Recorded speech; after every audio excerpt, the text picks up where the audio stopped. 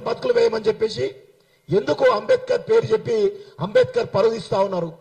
అంబేద్కర్ ఆశయం ఏంది? అంబేద్కర్ ఆశయం ఈరోజు చాలా స్పష్టంగా ఈ దేశంలో ఉన్నటువంటి ప్రతి పౌరుడికి కూడా, అంటే రిజర్వేషన్ లో కూడా ఒక మాట చెప్పిండు, అట్టడుగున ఉన్నటువంటి వర్గాలకు రిజర్వేషన్ వచ్చినప్పుడే రిజర్వేషన్ న్యాయం జరుగుతుంది, భారతదేశం డెవలప్ అవుతుందని చెప్పేసి ఎప్పుడో ఆనాడే చెప్పిండు కదా. అంటే అట్టడుగున్నటువంటి ప్రజలకు కూడా కూడు కావాలి, గూడు కావాలి, తినడానికి తిండి కావాలి, అదేవిధంగా ఉండడానికి ఇల్లు కావాలని చెప్పేసి ఈనాడే చెప్పిండు అంబేద్కర్ కదా. కానీ అంబేద్కర్ పేరు చెప్పి అంబేద్కర్ ఆశయాలకు ఈరోజు ఆశయపరంగా పనిచేస్తామని చెప్పేసి విరుద్ధంగా పనిచేస్తా ఉన్నారు. ఇది ఎంత దుర్మార్గం! దయచేసి వీళ్ళందరూ కూడా అదే చెప్తా ఉన్నారు, మహనీయుల పేర్లు చెప్తూ మహనీయుల పరువులు ఇస్తా ఉన్నారు. దయచేసి వీళ్ళందరి కుట్రలను మనందరం కూడా గమనించాల్సిన అవసరం అయితే ఉంది. సో ఇంకొక విషయం కూడా చెప్పాలి. మొన్ననే హైకోర్టు ఆర్డర్ రావడం జరిగింది.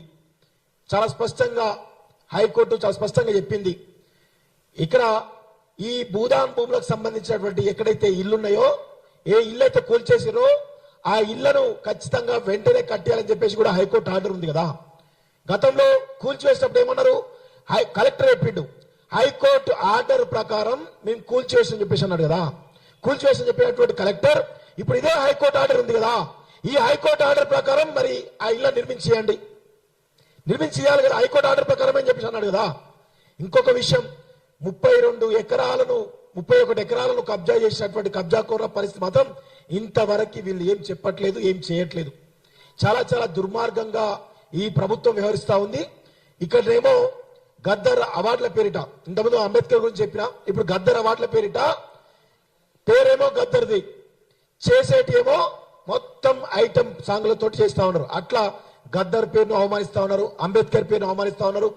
ఎవరు రేవంత్ రెడ్డి నోట ఏ మహనీయుడు పేరు వచ్చినా ఆ మహనీయుడి ఆశయాలకు విరుద్ధంగా ఈ ప్రభుత్వం పనిచేస్తున్నట్టుగా చాలా స్పష్టంగా అర్థమవుతుంది.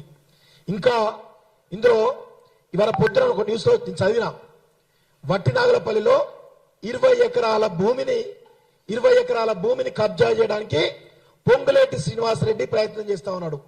గతంలో 2-3 నెలల క్రితం ఇదే వట్టినాగలపల్లి భూమిని కబ్జా చేయడానికి అర్ధరాత్రి డోసలను పట్టుకొని పొంగులేటి కుమారుడు పొంగులేటి హర్షారెడ్డి ఎవరైతే ఉన్నారో ఆయనకు సంబంధించినటువంటి అనుచరులందరూ కూడా వెళ్లి ఆ భూమిని కబ్జా చేయడం ప్రయత్నిస్తే ఈ ప్రభుత్వంలో ఆ హర్షారెడ్డి పైన కేసు పెట్టడం జరిగింది.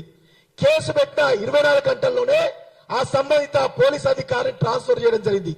తర్వాత ఆ పోలీస్ డిపార్ట్మెంట్ లో ఉన్నటువంటి ఆ స్టేషన్ పరిధిలో ఉన్నటువంటి మొత్తం వ్యక్తులు ఎవరైతే డిపార్ట్మెంట్ లో ఉన్నటువంటి అధికారులు ఎవరైతే అందరినీ గుప్పిట్లో పెట్టుకొని ఇప్పుడు ఇదంతా జరుగుతుందని చెప్పేసి ఆ బాధితులు ఎవరుతున్నారో కోర్టుకు పోయి ఇంజక్షన్ ఆర్డర్ తెచ్చుకొని ఆ చుట్టూ ప్రహారీ కూడా 20 ఎకరాల ప్రహారీ కూడా కట్టుకుంటే అర్ధరాత్రి కూడా మధ్యాహ్నమే పట్టపగలే పొంగులకు సంబంధించినటువంటి అంశాలు వెళ్లి మాస్కులు వేసుకొని మొత్తం గోడ మొత్తం కూల్చోవడం జరిగింది. దానికి సంబంధించిన విజువల్స్ మీకు చూపిస్తా.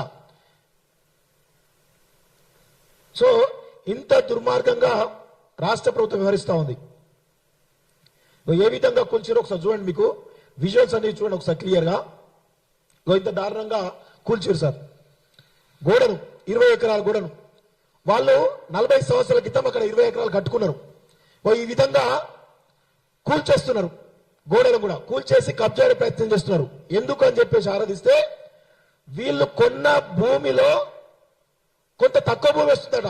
వీళ్ళు ఆల్రెడీ 40 సంవత్సరాలు చాలా గోడ కట్టుకున్నారు, తక్కువ భూమి వస్తుంది కదా, ఇంత రావద్దు కదా, ఇంకెక్కువ రావాలని చెప్పేసి ఈ 20 ఎకరాల భూమిని సగం భూమిని కబ్జా చేయడానికి పొంగులేటి శ్రీనివాసరెడ్డి ప్రయత్నం చేస్తా ఉన్నాడు.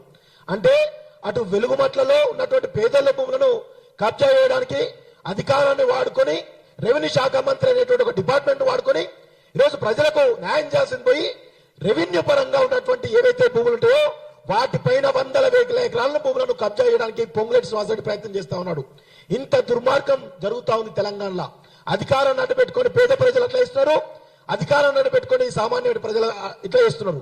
ఇంత దుర్మార్గమైనటువంటి పరిస్థితులు ఉన్నాయి. కాబట్టి దయచేసి ఈ పాలకులు రేవంత్ రెడ్డి కూడా కేసీఆర్ 1,00,000 కోట్లు దోచుకున్నాడు కదా, నేను ఇంకో కొంచెం ఎక్కువ దోచుకోవాలని చెప్పేసి కేసీఆర్ 10 ఏళ్లలో లక్షల కోట్ల రూపాయలు 1000 ఎకరాల భూములను దోచుకుంటే రేవంత్ రెడ్డి మాఫియా ఎవరైతున్నారో వీళ్ళందరూ కూడా ఇప్పటికే 2.5 సంవత్సరాల కాలం కాలేదు, ఇప్పటికే మూసీ పేరిట విధ్వంసం జరుగుతూ ఉంది. ఫోర్త్ సిటీ పేరు మీద 30,000 ఎకరాల భూములను సాగు చేస్తా ఉన్నారు.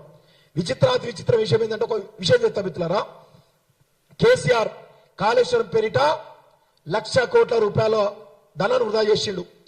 తర్వాత అది ప్రజల డబ్బులు.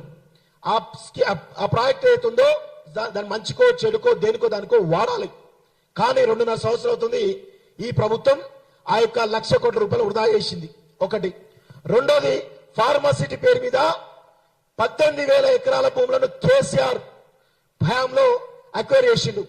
ఇప్పుడు ఫార్మాసిటీ ఎత్తేస్తామని చెప్పేసి ఆ భూములను తిరిగిస్తామని చెప్పేసి చెప్పడం జరిగింది. అది అట్లా అయిపోయింది. ఇప్పుడు రేవంత్ రెడ్డి మూసీపేట 1,00,000 కోట్లు, ఇప్పుడు ఫోర్త్ సిటీ పేరు మీద 30,000 ఎకరాలు. రేపు వచ్చే ప్రభుత్వం వీటి కొనసాగిస్తుందా?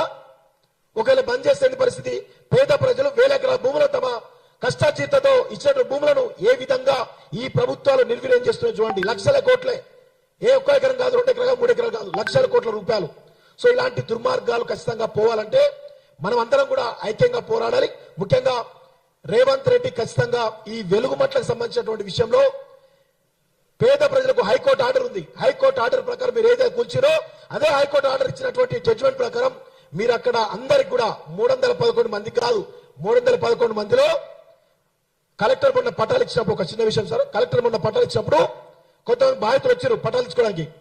ఎట్లా వచ్చారంటే, ఇన్నోవా క్రిస్టాలల్లా గోల్డ్ ఇక్కడ పెద్ద నగలు పెట్టుకున్నారట. నగలన్నిటి కూడా ఆ యొక్క డ్రైవర్ కి ఇచ్చేసి నగలు లేకుండా 3,000 రూపాయలు 5,000 రూపాయలు కాస్ట్లీ బట్టలు వేసుకొని పోయి పట్టాలు తీసుకున్నటువంటి సందర్భాలు ఉన్నాయి. అట్లా 100 మంది బాధితులు 100% ఇది వాస్తవం. నాకు ఒక జర్నలిస్ట్ మిత్రులు చెప్పినట్టు విషయాలు ఇవి.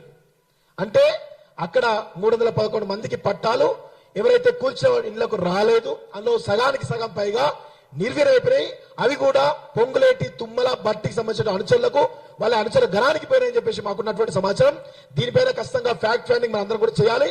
ఎవరు నిజమైన బాధితులు, ఎవరు అర్హులు, ఎవరు అనర్హులో తేల్చి మిగతా 900 మంది బాధితులతో వాళ్ళందరికీ కూడా అక్కడే 100 గజాల ప్లేసుల్లో నిల్లు నిర్మించి వాళ్ళకి జరిగినటువంటి నష్టపరిహారాన్ని చెల్లించి వారి కోల్పోయినటువంటి ఉపాధిని కూడా కల్పించాలని చెప్పేసి కూడా ఈ సందర్భంగా మేము డిమాండ్ చేస్తూ నాకు ఈ అవకాశం ఇచ్చిన మీ అందరూ కూడా ధన్యవాదాలు. Thank you very much.